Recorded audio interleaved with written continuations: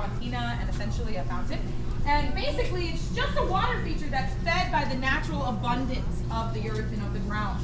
It stays that way all the way up into the 1870s. Unfortunately, by then, so many folks have moved into Florida post-Civil War. It's not the Henry Flagler era, but we're starting to get to that point. More and more people are moving in. The water table drops. Think of the aquifer as a big old bowl with a bunch of tiny straws in it.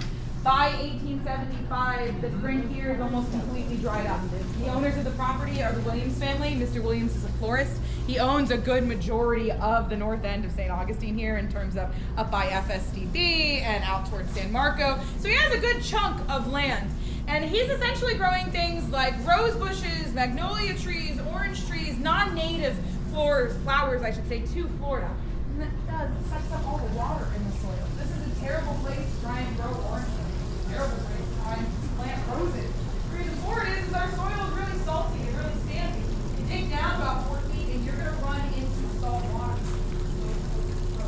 So it requires a lot of care, a lot of maintenance, a lot of fresh water. And only the heat of the soil is going to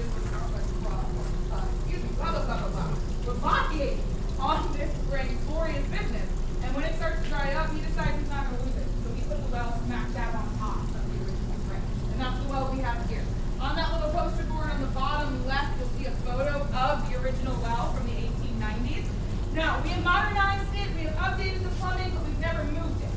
If you look at that photo, though, you'll see a really fun, interesting little tidbit. Above that well actually has a banner, homemade, that says the Fountain of Youth. At that time, we are not the Fountain of Youth Archaeological Park, and Mr. Williams has no idea that this is where Ponce de Leon actually landed in 1530. It's a statewide joke. In the 1820s, 60, 70 years before this, Washington Irving creates a really famous book called The Life and Tales of Christopher Columbus. And in it, he describes Ponce de Leon's journey into the Fountain of Youth. He's got a short, tawny, flamboyant, older man, long white beard, who's looking for a magic water source in this new area of the world. Not historically true at all. Ponce never looking for a fountain of youth at all. But what it does is it brings him into the forefront of the public eye. By the 1830s, reports were in American territory. Most folks here speak both Spanish and English. And even today, Spanish ancestry pride in that area is very strong. We've got 44 families that can trace their lineage back to the colonists in 1565. They will let you know right off the bat. That was 5 years. Most folks have some sort of direct connection to Cuba, Puerto Rico, Spain. Ponce de Leon becomes a really popular folk figure in Florida. Very quickly, anyone who's got a well, anyone who's got a spring or a river in their backyard has a fountain of youth. By then, the 1890s and 1870s, it becomes such a big joke that you find it in front of outhouses or over toilets.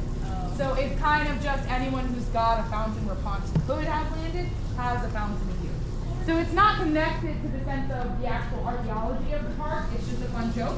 However, Mr. Williams ended up being right in the sense of this is one of Ponce's many stops he makes on the way back to Puerto Rico in 1513. He's never actually looking, like I said, for fountains. He's just here to refill his water barrels. What brings him to our shores is his movement people, where we're